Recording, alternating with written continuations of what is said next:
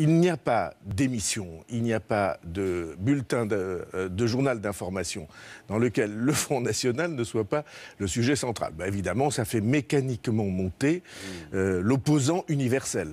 Moi, je combats le Parti Socialiste parce que c'est l'échec. Et l'échec qui conduit au désarroi et à nourrir le PS. Ainsi, on nourrit le Front National. C'est un sondage sur le regard des habitants des communes Front National. Donc ça fait tout juste un an qu'il y a des communes Front National maintenant. Donc que disent ces habitants? Ils disent à 74%, selon l'IFOP, qu'ils sont contents. Le Front National toujours empêtré dans cette affaire de suspicion d'emploi fictif au Parlement européen. Plus vous chargez la barque du point de vue des accusations, et plus, évidemment, les électeurs se retournent. Le montant du préjudice serait évalué à près d'1 500 000 € par an, soit plus de 7 millions sur la mandature. Et c'est tout le cabinet de Jean-Marie Le Pen qui serait concerné, ainsi que de nombreux proches de sa fille Marine Le Pen. Ces petites manips politiques à quelques jours des élections, ça commence à être un peu grossier, c'est le moins qu'on puisse dire. Et quand ça vient du président du Parlement européen, c'est particulièrement indigne. Je suis dans un cadre administratif et légal. Je suis obligé d'être vigilant que les règles du Parlement sont appliquées correctement. Et nous avons traité le cas du Front National, de ses assistants, comme tous les autres cas. Le nom du blog laisse craindre le pire. Vengeance. Vengeance contre des surveillants et du personnel de prison ou des policiers de la région de Rennes. Leurs photos, mais aussi leurs numéros de téléphone et leurs adresses ont été postés sur le net à leur insu, avec parfois des commentaires inquiétants. Notez que le petit dernier au look de nazi est désormais en uniforme. Il avait sans doute faim de cailloux. Pourquoi l'Arabie Saoudite vient-elle de rappeler son ambassadeur en Suède? Parce que le torchon brûle entre les deux pays, depuis que la ministre suédoise des Affaires étrangères a critiqué les droits de l'homme dans le royaume. Vengeance ressemble à un autre site, Copwatch, un blog de délation qui divulguait des photos de 450 fonctionnaires d'Île-de-France, auteurs supposés de bavures.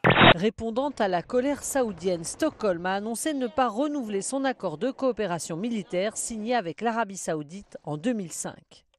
En Russie, les flammes ravagent un magasin de tapis et des dizaines de personnes tentent de sauver le stock dans la panique générale.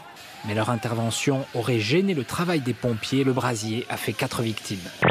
Les auteurs du site, probablement des membres de l'extrême gauche, encourent 3 ans de prison et 300 000 € d'amende. À chaque nouveau scrutin, un nouveau record. Les abstentionnistes sont de plus en plus nombreux et les politiques de moins en moins portés par les Français.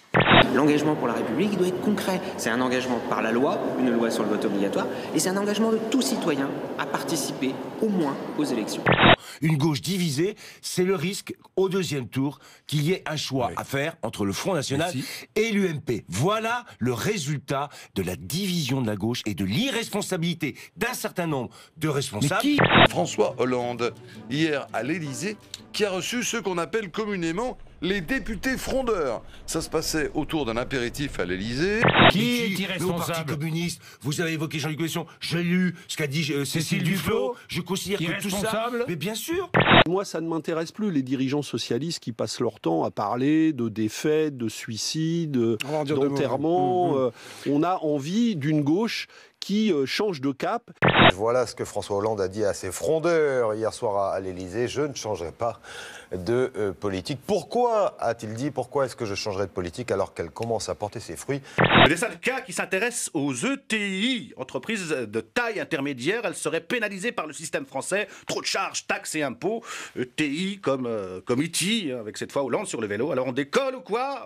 Toujours en économie, l'humanité a calculé différemment la dette de la Grèce. Ils ont distingué, vous voyez, l'argent réellement emprunté par les Grecs et de l'autre côté, les intérêts. Et ben, vous voyez, les intérêts, c'est en vert, c'est la plus grosse partie de la dette grecque. Ces intérêts bancaires, l'argent réellement emprunté, ne représente même pas le tiers de cette somme. Tout le reste, c'est le système des intérêts bancaires et on peut faire presque le même calcul pour la France. On espérait qu'une chose, c'était de pouvoir porter secours à des gens qui auraient pu être éjectés, qui agonisaient. Enfin, après... On voit vite que les hélicos en flammes, on se dit, on ne peut pas non plus plonger, mais c'était déjà trop tard, quoi. Tout était déjà bien... En fait, ils sont montés dans l'hélicoptère, ils sont partis pour un court voyage, on ne connaissait pas la destination, c'était le but du jeu. Ils sont parvenus, mais vraiment, c'était Je crois que tout le monde était épanoui, tout le monde prenait du plaisir à faire ce jeu. Quelque part, vous savez, ce sont des personnalités qui resteront toujours dans nos cœurs parce qu'ils font partie du patrimoine sportif national. Et ils ont atteint une forme d'éternité à travère leurs performances. On se rend compte que on aurait pu y passer aussi.